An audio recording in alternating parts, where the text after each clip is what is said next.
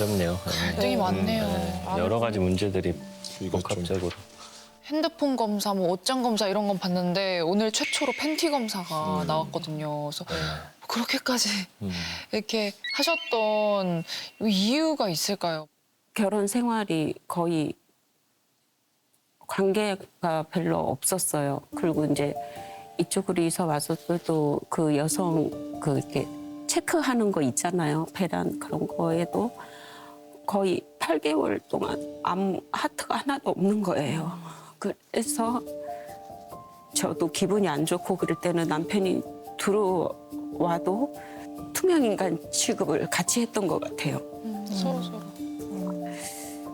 와이프가 주장하는 거는 남자들도 성욕이란 게 있고 40대 제가 지금 53살이거든요. 40대 중반 이후로는 성욕이 확 줄더라고요. 그 일에 대한 스트레스를 너무 많이 받으니까 안 생기더라고요. 그리고 각방을 쓰고 있으니까 그런 부부관계 할 만한 생각도 안 들고 처지도 여건도 안 되고 그런 관계로 계속 지내왔어요. 그래서 저희가 각방 쓴 지 꽤 오래됐어요. 지금 결혼한 지 15년 차 됐는데 거의 한 12, 13년은 각방을 썼어요. 그리고 또 이제 강아지 말씀도 하셨어요. 저도 이제 강아지를 키우고 있는 입장에서 이렇게 아내분이 강아지가 또 노견이고 아프고 하면 돌보는 건 충분히 이해를 하셨겠지만 내가 뭐 강아지만도 못하냐라는 말씀을 하시고 생각을 할 정도면 좀 많이 서운했을 것 같다는 생각이 드는데 어떤 점이 조금 많이 퇴근하고 서운한 집에 점들이 들어왔는데 안 내다봐요. 대문에 인사. 종이 있을 거 아니에요. 네. 문을 열고 들어오면 귀가 울린단 말이에요. 그건 내다는 봐야 될 거 아니에요. 왔냐라는 얘기. 안 내다봐요. 기분이 나쁘죠. 서운하죠. 많이 서운하죠. 일을 하고 왔는데. 일하고 들어왔는데 반겨주는 사람도 없고. 그러면 그런 생각이 들죠. 참 걔만도 못하게 내가 인생을 사는 것 같다는 생각이 들죠. 그럼 그 당시에는 혹시 서운하다는 이야기를 안 안 해요. 해보셨어요? 그냥 말지. 아, 왜 안 하셨어요? 그거 해봐야 뭐예요. 강아지는 살아있는데. 아니 근데 왜냐면 저도 아내가 저보다 이제 아이 더 신경 쓰면 남자들 어쩔 수 없이 그 소외감이나 외로움이 있거든요. 네, 네, 네. 근데 그럴 때 한번 나도 좀 봐줘 하면 그래도 좀 그 진짜 되게 단순한데 사실 써주는 게 남자들이. 있는데. 네. 아니 저는 막 저 뭐 봐달라고 막 이렇게 그런 스타일은 아니에요. 그냥 참고 말아요. 그게 굉장히 좀 반복되고 나중에 기대를 안 할 정도까지. 네, 그냥 당연하다시피 생각이 되는 거죠. 네. 근데 쌓이셨더라고요, 보니까 또. 너무 많이 두 분 다 그럴 것 쌓이셨어요. 같은데. 근데 이게 핵심은 뭐냐면요. 아내분은 당신 나 이외에 뭐 좀 그런 거 아니야? TV에서 이상한 거 봤잖아. 영상 같은 거. 그런 거 보고 그래서 나하고 관계 안 하고 이미 사무실에서 몸을 풀었기 때문에 생각이 안 나는 거야. 전에 내가 팬티에 한 번은 냄새도 맡아봤어. 그랬더니 거기에서 모텔 그 비누 냄새 그 진한 냄새 나더라. 이렇게 자꾸 의심을 하는 표현 방식으로 본인의 마음을 표현하니까 이거를 일반 사람들은 절대로 못 알아들어요. 그냥 의심받는다고 생각하지. 그 아내가 원래 남편한테 표현하고 싶었던 건 그런 의미인 것 같아요. 근데 집에 오면 막 친하게 말도 하고 대화도 하고 그러고 싶어. 이거를 다 왜 그 여자랑 친하게 지내는 거야? 이상한데 내가 팬티 냄새 맡아봤더니 뭐 나한테 숨기는 거 있는 것 같은데 이렇게 자꾸 남편에게는 얘기를 하시니까 이게 더더더 갈등이 심해지는 것 같아요. 사실 아내가 원하는 거 그거 아닙니까? 제가 지금 말한 거 아닙니까? 네. 제 입장에서는 형사고 저는 범인이에요. 네. 계속 취재당하는 느낌이 드니까 거기서 대화가 안 되는 거죠. 그러면 아내분은 사실 나 당신하고 정말 인간적으로 친하고 싶은데 안 그런 것 같아. 나 걱정돼. 나를 사랑하지 않을까 봐. 그거잖아요. 네, 불안해서 불안하죠. 의심으로 가고 네, 그렇죠. 의심이 내 안에 깔려 있고 네. 마음은 그렇지 않는데 말을 그렇게 하지 못하고 네. 네. 불안은 다양한 얼굴로 표현이 되거든요. 걱정으로 표현이 되기도 하고 어떤 사람들은 신체적으로 불안이 표현이 되기도 해요. 근데 아내분은 불안이 의심으로 표현된단 말이에요.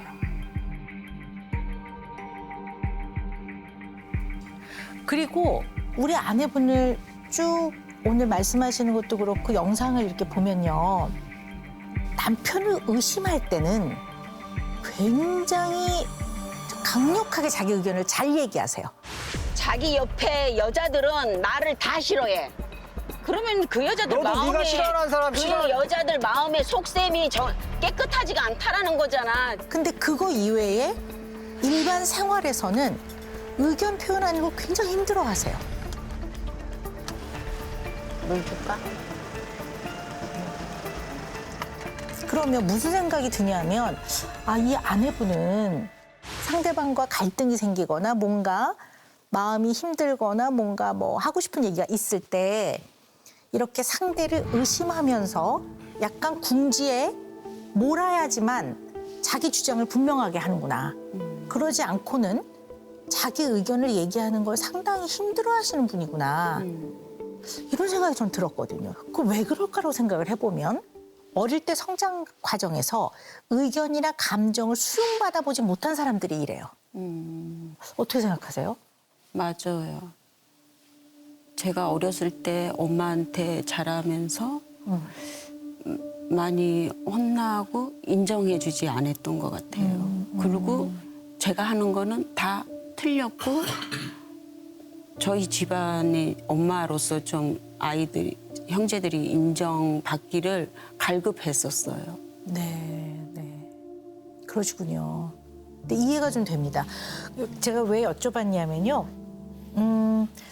제가 이제 애착에 대한 이야기를 굉장히 많이 해요. 근데 이 애착은 중요한 대상과 사랑에 아주 가까운 관계를 시작하고 유지하려는 것, 이것이 애착이라고 합니다. 근데 우리 아내분은 어떻게 파악이 되냐면 그러니까 엄마가 이것도 네가 좀 잘못했고 저것도 잘못했고 혼도 많이 나셨지만 100% 혼만 내셨겠습니까? 어떨 때는 예뻐해 주기도 한단 말이에요. 이게 약간 이랬다 저랬다라고 보시면 돼요.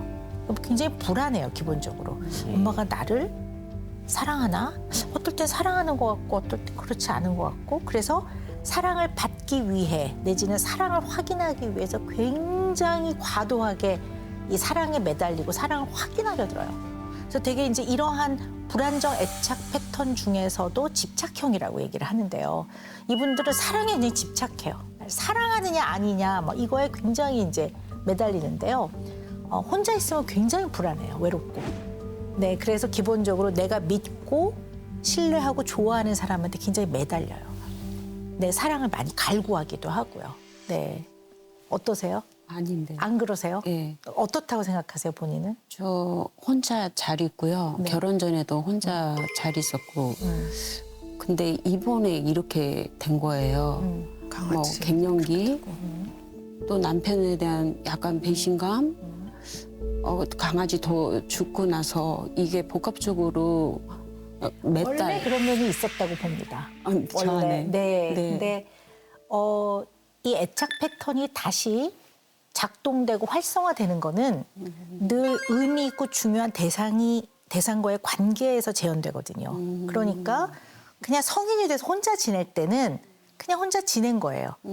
그렇지만 강아지라는 그 볼이라는 강아지 또한 아내분한테는 굉장히 중요한 애착 대상자였던 거예요. 인간은 아니지만. 근데 이러한 애착 대상자가 생기면 집착하는 면이 있는 거예요. 그리고 남편과 결혼을 하고 나서는 남편이 아내분한테는 굉장히 중요한 애착 대상자 맞죠. 그런데 남편이 언제나 와, 이 남편은 나를 전적으로 사랑하고 나를 정말로 가까운 사람으로 여기고 나를 소중한 사람으로 대해주는가가 확인이 자꾸 안 되는 거예요. 원하는 것만큼 오지 않고. 그러면 눈치를 보거든요. 그래서 이 사람한테 맞추려고 들어요. 그러니까 내가 내 의견을 잘 말을 못하고 내가 사랑받기를 원하는 대상한테 계속 아이고 눈물이 나시는구나.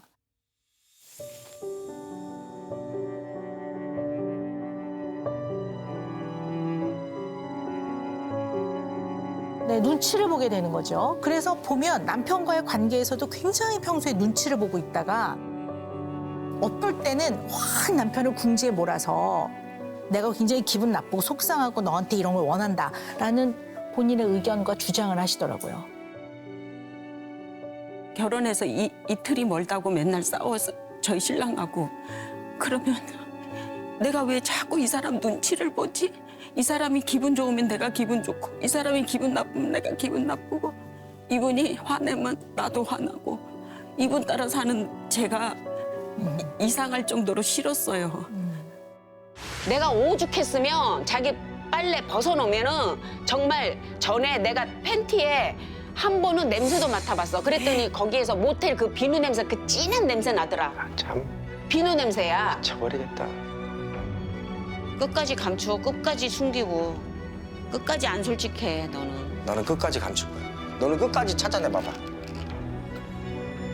누각이나 한번 해보자. 목에 칼이 들어와도 거짓말을. 거짓말.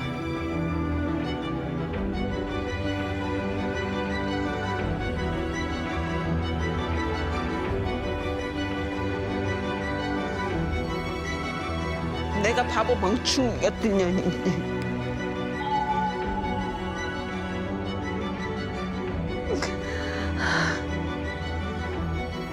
그래서 더욱이 그 강아지한테 더 좀 몰두하셨던 것 같고요. 그러니까 본인이 그러한 대상이 없을 때는 언제나 외롭고 불안하다는 거, 그리고 끊임없이 이 애착 대상자가 나를 사랑하느냐를 늘 확인하고 싶어하는 마음이 있다라는 걸 좀 알고 계셔야 될 것 같아요. 그러면 있다고 보는 거예요. 반면에 남편은 어떤 애착 패턴이냐면 남편 또한 불안정 애착 패턴에서 남편은 회피형이에요. 무시형이라고 하는데요. 이런 사람들은 혼자 있을 때 편해요. 다른 사람을 싫어한다는 뜻이 아니고요. 어느 정도까지 가까워지는 건 괜찮은데 그 선을 넘어서서 엄청 가까워지는 거는 약간 부담스러워요. 약간 성가시다는 생각이 들고 네, 그냥 이런 대상자가 생기는 게 마음으로 선뜻 편하게 받아들여지지 않는 면이 있을 수 있다는 말씀을 드리는 거예요. 그래서 쉴 때도 혼자 있는 게 훨씬 더 맞아요. 편안하고 그래서 스트레스 받을 때마다 자꾸 혼자 계시는 거예요. 네. 그건 아내분들 알고 계셔야 돼. 이게 나를 싫어해서 그러는 게 아니라는 걸 좀 아시면 그 부분이 훨씬 좀 그래도 편하게 받아들여지시죠. 네. 그러니까 한 사람은 집착형이고 뭔가 굉장히 중요한 대상이야. 그러면 끊임없이 날 사랑하는 걸 난 확인하고 싶어. 이 사람이 나를 소중하게 생각하는 걸 난 확인받고 싶어. 근데 그 매달리는 그 방식이 아내는 의심을 하는 걸로 매달리는 거예요. 의심. 나 안 사랑하지? 다른 여자 더 친하지? 뭐 이렇게. 그럼 이제 이 회피형은 누군가가 가까이 확 다가오면 아이고 뜨거워, 아 뜨거워. 약간 이런 면이 있거든요. 오, 성가신 일이 생길 것 같은데 이런 면이 있으니까 죽자고 도망가거든요. 그럼 한쪽에서는 확인해야 되겠어. 그러고 한쪽에서는 아이고 뜨거워라 그러고 도망가니까 두 사람의 관계가 계속 삐그덕거리고 갈등이 생길 수밖에 없겠죠. 네, 그걸 알고는 계셔야 될 것 같아요. 그러니까 이거의 시작이 두 사람의 관계 문제에서 시작된 것이 아니라 그냥 나라는 인간이 태어나서 쭉 중요한 사람과 성장하면서 뭐 이러한 영향을 받았구나. 그렇다고 부모를 원망하라는 것도 아니고 그냥 이러한 영향을 줬구나. 이걸 좀 잘 알고 가는 게 중요하다는 말씀을 드리는 거죠.